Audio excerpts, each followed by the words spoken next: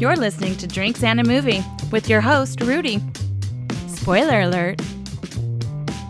What's up, everyone? Welcome to Drinks and Movie Podcast. I'm back here with a little bit of a kind of a bonus episode, I suppose. I'm still not drinking because I'm recovering from being sick for a couple of weeks, so I'm trying to take it easy, which is a real bummer because I've got a couple new bottles that I'm like really dying to try. I finally have a Four Roses small batch, a limited edition. I have the 2024 bottle, and I also have the new Jack Daniel's Heritage barrel, which was their limited release for this year. But I haven't tried them yet, so hopefully I'll get to do an episode with those soon. But yeah, for now, I'm just going to be doing a little short review on a movie called The Exiles that I imagine probably most people haven't seen. This is from 1961, directed by Kent McKenzie, written by Kent McKenzie. And this is a very interesting movie. It follows a group of Native Americans that are living in the Bunker Hill area of downtown Los Angeles, where Angel's Flight is. And it's just kind of a day in the life, or really kind of a night in the life of this group of individuals as they just kind of hang out. It's like the ultimate hangout movie. Definitely reminds me of like early Richard Linklater work. Now, obviously, this is unique in the fact that it's starring and all about a group of Native Americans. So it starts off kind of explaining like the history and the fact that, you know, they were put on reservations and how some of them left and became displaced. So this follows, again, in particular, a group that is in Los Angeles. And first off, you know, it came out in 1961. I believe they started shooting in 1959 or 1958. And my understanding is that it started off as a UCLA like documentary project and then kind of grew and evolved into a feature film. And again, unique in the sense that it's all Native Americans and it's a story that's kind of plotless, right? There's not really like a plot or a hero or a journey or goals or anything. It's just, again, a day in the life. And that's where it reminds me of early Richard Linklater work. And it just about these guys that just don't really work, you know, like it seems like a couple of them do, but one of them doesn't. And they just kind of hang out and drink beer and they go out at night and just kind of cruise around. They go to different bars, go to like dances, you know, play cards at their homie's apartment. And then, you know, they just kind of hang around at night and it'll kind of jump narratively, I guess, between a few different characters. Like it starts off with Yvonne, who's kind of the woman of the group who's pregnant with the kid and she's got a lot of hopes and dreams. And she lives with Homer, who just kind of like doesn't work and is just hanging out. And then a lot of it is him going out with his friends like Tommy and Rico and Cliff and some other people and hanging out. Meanwhile, you know, Yvonne is left at home to just kind of work and, you know, again, do like the shopping and cooking and all that and, you know, kind of carrying everybody. So that's very interesting. Another thing that, you know, stands out to me is, I guess, with it starting this is what I had to get to, is when it jumps from character to character, there are voiceover narrations that will kind of take over at certain moments. And I had heard that was part of the original project where it was like a documentary. So they were documentary interviews, but then they turned this into like a more narrative feature film and they just incorporated, you know, sound bites from those interviews while we're seeing these scenes, you know, kind of play out with certain individuals as they're just kind of out hanging out at night. And I gotta say, so I from what I understand, this movie couldn't get any distribution or anything at the time. So it kind of just like fell away into obscurity and never really came out. I think until 2008 when it was picked up by, what was it? Milestone Productions or something like that. But it got distribution like way late. And, you know, just so now it's like 2008, I think, when people finally started seeing it.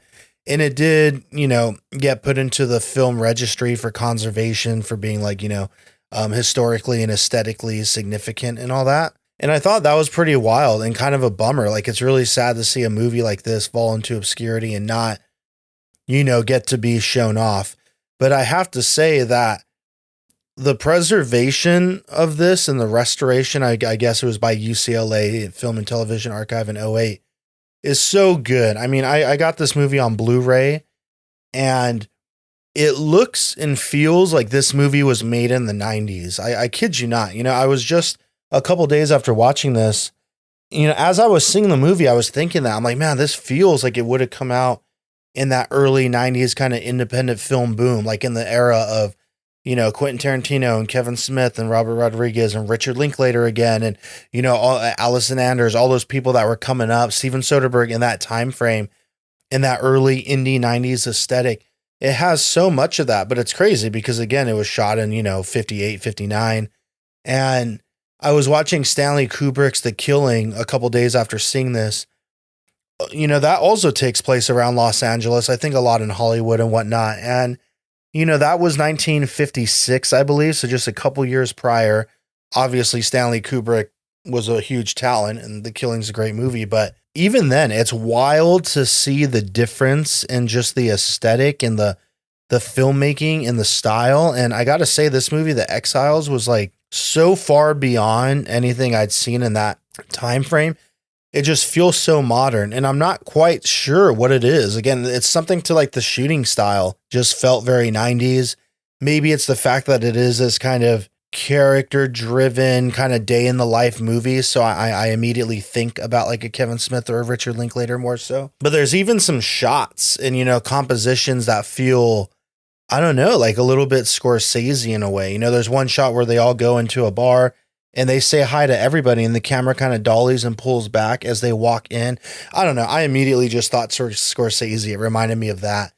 And I almost wonder too, if a lot of it has to do with, if I reference The Killing again, the fact that everyone's in suits, you know what I mean? And like whenever they're in an apartment, they're so nice and it's like beautiful wallpaper and decorations and the housing and everybody looks like they're rich, even though they're not supposed to be. And maybe it's just the mere fact that in this movie, it's very down to earth and we're shooting on location again in Bunker Hill, which I love to see. I love to see like old Los Angeles in these movies and just what it used to look like. And there's nothing glamorous about it. It's just very much out there. Like you're shooting in the real apartments, where they lived. And it just looks super normal and relatable to, how I know a lot of people live now. And what we would see in later movies. And just when they're walking on the streets and going into bars, it's not glamorized. It's not fantastic or anything. And I guess that's got to be a big contributor to why it feels that way. To why it feels so modern, because we're seeing like very much the truth of what it was and what it looked like at that time and the way people dress or in their regular clothes and whatnot. And yeah, so that just really stuck out to me. I thought that was amazing. It's like a time capsule of a movie.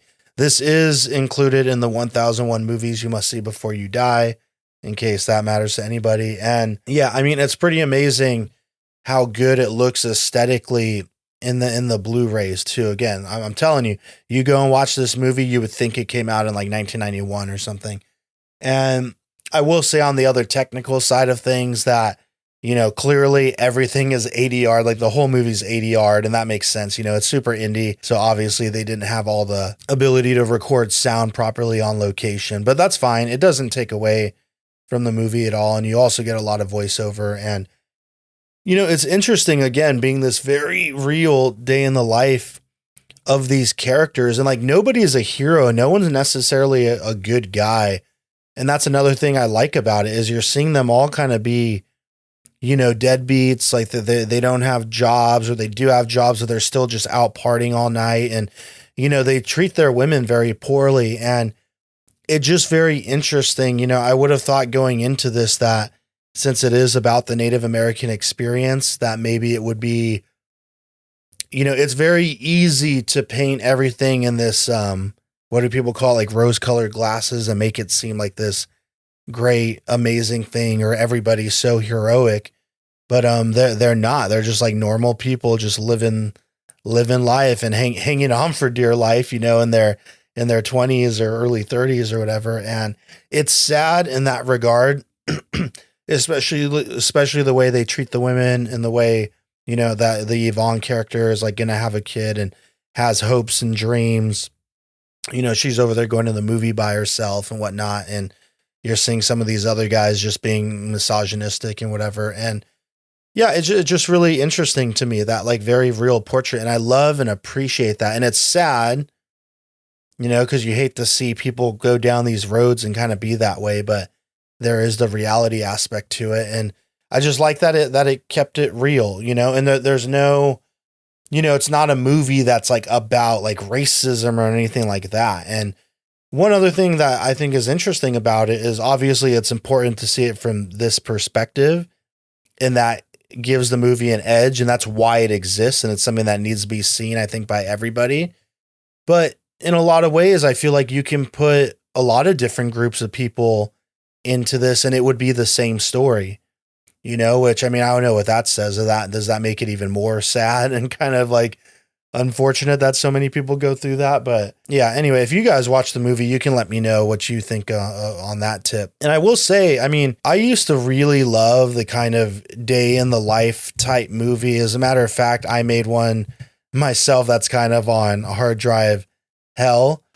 But that was another inspiring thing about this was, I don't know, just that aspect of it. Like I like to see that kind of stuff. And I love that it all culminates for all these people where, they're going to bars and different apartments and this and that, having a good time. And it all culminates with them going up to, they call it Hill X. I don't know exactly where they shot it, but it's this cool hill that overlooks like downtown Los Angeles. So again, you get really cool like photography, night photography of the city, which, by the way, the cinematography in this movie, I've already alluded to it a little bit, is really good considering it was super indie, low budget, started as like a student project, I believe. It's very well shot. And again, when you're thinking in that time frame, like the late 50s, and it's not like film stocks were very fast, meaning they can handle low light well. And this is primarily all set in nighttime, and it just looks so good. And it's very brilliant work. I think 3 or 4 different people were credited as cinematographer, and it's pretty seamless, so really well done.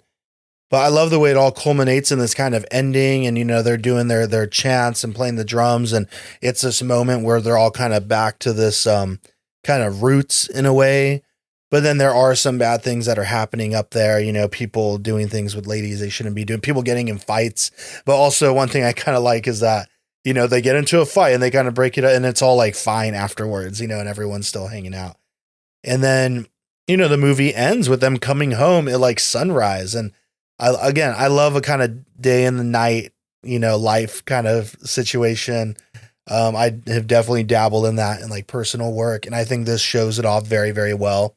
I love the ending shot. I think it's brilliant. I loved it so much. But also sad, like very kind of heartbreaking at the same time. So it doesn't really necessarily leave you feeling like that hopeful. But yeah, I mean, it's a good movie. It's one that I think, I guess this is less a review and more a recommendation. You can rent this on YouTube or buy it. I'm seeing it on YouTube right now, and it's only an hour and 13 minutes. So it's a pretty quick watch, less than an hour 20. So this is something that everybody should see. It is a little bit tedious, right? Because again, not really a plot. It's not like it's about the characters that like want something and they're going after it. Just them kind of living life and hanging out and partying. So it is one of those movies that it makes me think of Richard Linklater's Everybody Wants Some, where when I watch it, I immediately want to go like get a 24 pack with my friends and just drink and hang out and like go out to different bars and whatnot. So it did leave me with that feeling as well as some sadness. And yeah, I think this is for any kind of cinephile type person. This is a must watch.